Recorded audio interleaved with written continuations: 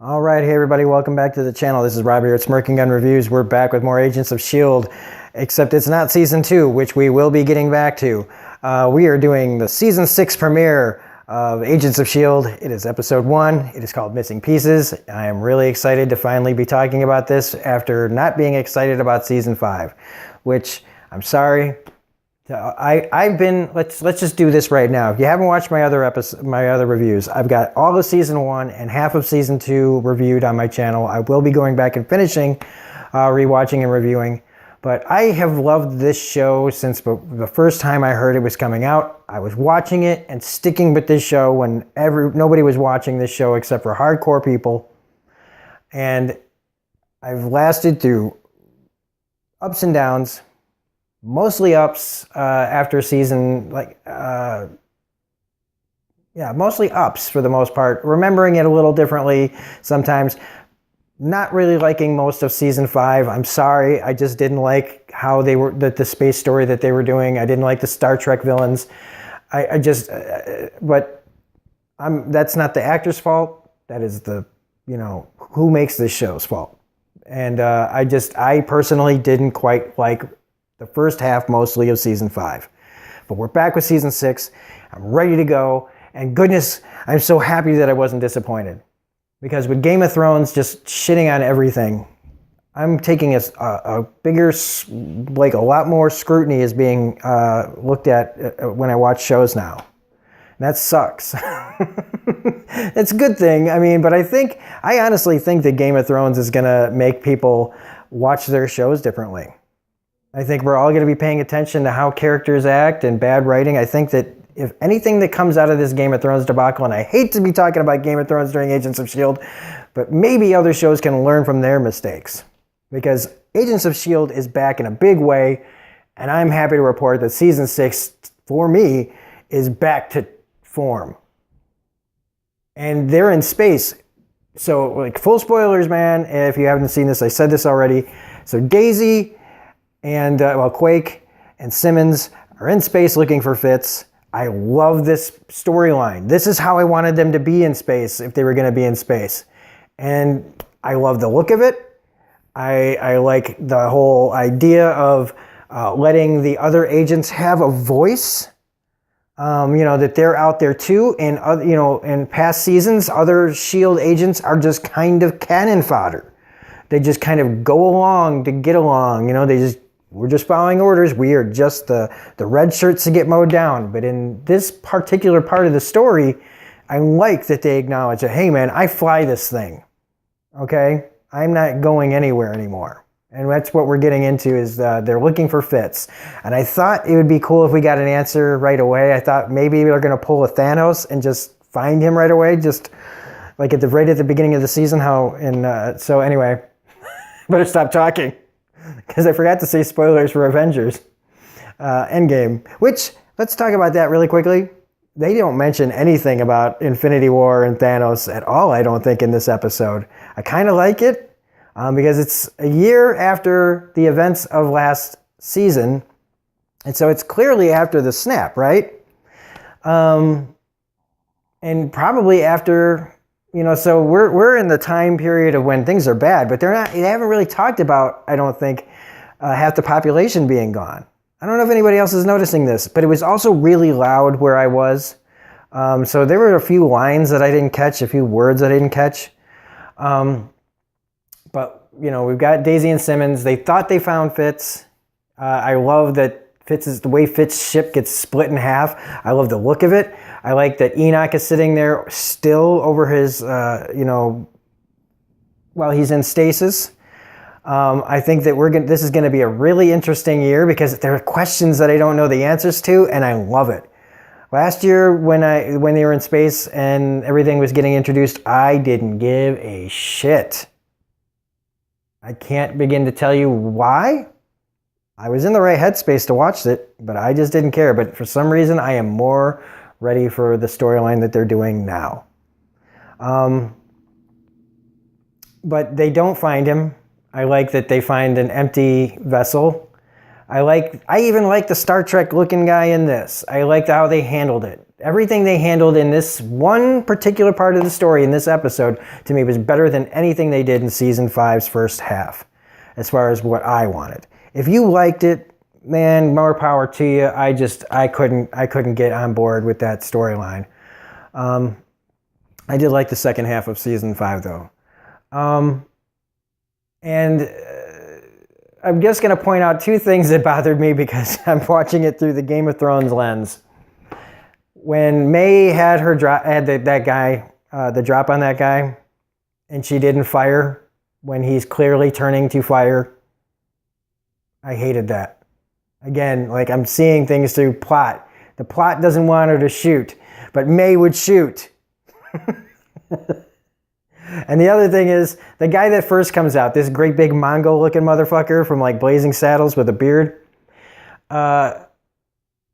he turns around and the other guy's trying to come out, and he does almost nothing. He's about as useless as Jon Snow in this moment. Everything's going back to Game of Thrones. I've been freaking traumatized. He's a big guy and he does nothing to pull this guy through. He's just like, I was like, oh great, so they let the guy that's mentally checked out be the big, we're doing the big guy with the small brain routine, and the guy gets stuck in the wall. And he's like, oh, and just walks away, which again, what the fuck was that? But those are my only 2 gripes that I have for this episode. Because I like, oh, well, okay, then there's the love relationship shit, but I don't like that in anything. The whole, I get why May's talking about it. I get why May is like, talking about her experiences with Coulson, and life is not meant to be lived alone, which is, another nice thing to say. So ladies, if that's true, May, then I need to not be single anymore. But that's neither here nor there, and off topic. This is not Tinder. This is YouTube. So I didn't really care about that. I love Daisy's new look. I like that she's got control of her powers. The shit she did with the guns was really great. Simmons and Fitz, man, or Fitzsimmons, they are going to go down in history as one of the most tragic love stories. Again, it's very reminiscent of how I felt about Mulder and Scully, Buffy and Angel, Fred and Wesley, Jin and Sun from Lost, and now we got Fitz and Simmons. They just can't ever, it's never going to be right for them. One of them is going to go like right when they get it all together in the end. One of them is going to go right, because that's totally a Joss Whedon move. Speaking of Joss Whedon, I don't know if Jed Whedon was doing a callback to Serenity with the log in the windshield of the ship, like right at May's face. Made me think of Wash from Serenity there, that was directed by Joss Whedon. The whole thing where they're trying to start a new S.H.I.E.L.D. So Mac is in charge of S.H.I.E.L.D., and he's been in charge of S.H.I.E.L.D. And I didn't know how I'd feel about that, because Mac has been a very hit and miss character with me. I still miss Trip, but I'm not holding that against Mac. I don't like all the choices they've made with Mac's character. But I do like him in this. I do like that he's being, they've written him to be the agent and the head of S.H.I.E.L.D. that they need right now. And that brings up the whole making a new S.H.I.E.L.D. Academy. And starting with this guy, Dr. Mark Benson, I didn't look him up to see if he's a Marvel character or not. It sounds like he might be. So I like that they're doing that. I like Yo-Yo in this as well, who is a new love interest played by a person that I was really excited to see in this. And it's 9 minutes in, and I'm just now talking about him, and that's Lucas Bryant is in this as Agent Keller. If you don't know who Lucas Bryant is, he was in a little show called Haven, and I loved that show. It had Emily Rose and him, and it was based on a Stephen King short story from, and they ran with it. If you've never seen Haven, I highly recommend you check it out. But Lucas Bryant is one of my favorite characters on that show, and now he's here, and I haven't seen him in anything really, so I was really, really happy to see him here. I hope he's not just a glorified love interest that's going to get in the way, like designed to start a love triangle with Mac. Mac, you lose that for me, because I love Lucas Bryant as an actor. But that's the only part of the relationship part. When I realized that it was involving him, I gave it a free pass. So I should kind of smack myself for that. May is still recovering from the loss of Coulson, which makes it even crazier when later on, when they go to the museum I love that they're destroying the museum because it's in the way of a portal. Anybody else getting the feeling that maybe these are like bait and switch bad guys? Like we're supposed to think that they're bad, but they're really just good people who have had a hard time and are doing kind of whatever they have to do to survive.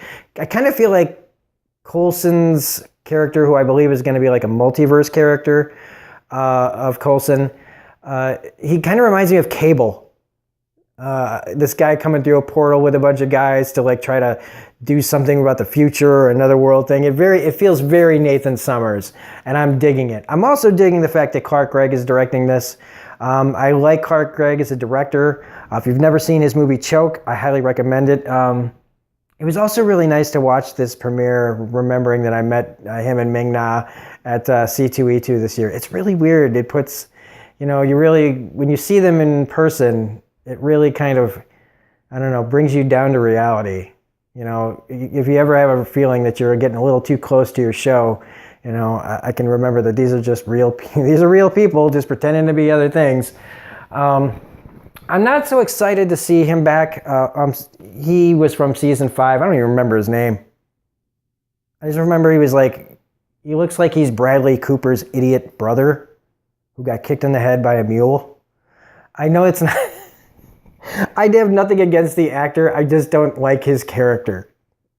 I really don't. He kind of started growing on me later in season 5, but the first part of season 5, I was like, who is this like Kmart version of Han Solo? He's like the third clone in Multiplicity. Okay, of Michael Keaton, where it just keeps getting worse and worse as he goes along. So he's like if Bradley Cooper got cloned too many times. But he wasn't even in this episode, so I shouldn't start complaining or harping on the guy. Because again, I don't mind the actor, I just don't like his character very much. Coulson showing up though is badass. I like that Coulson gets to be a dark horse version of himself. And I'm really excited to see where they're going to go with that. Simmons ignoring everyone and putting in the coordinates to find Fitz. There was so much going on that I didn't quite think about that possibility until it was already too late. And again, that's one of the things I love about this show is they will catch me while I'm not, if I'm not paying attention all the time to this show, they will flip you for real, for a Usual Suspects reference there. And I'm glad that after 6 years, they can still do that to me. Maybe other people saw it coming.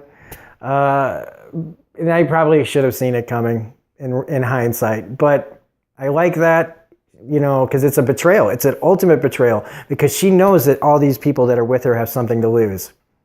And she just isn't having any of it. And she's sleeping in the stasis pod that Fitz was in. She is it's kind of cool to see kind of out of her mind Simmons. And speaking of Simmons, then again, when we see that, yes, Fitz is alive and his eyes are weird, he's injecting himself with something, and please, just God, for the love of fucking God, don't do an amnesia plot. Okay? Make it so that he's stuck somewhere and can't get away or whatever, and there's some secret plan to get back. Don't do amnesia, please, please, please. But let's see, what else do we have to talk about here? We don't know the motivations of our bad guys yet. Simmons has sent everybody to the other side of the universe.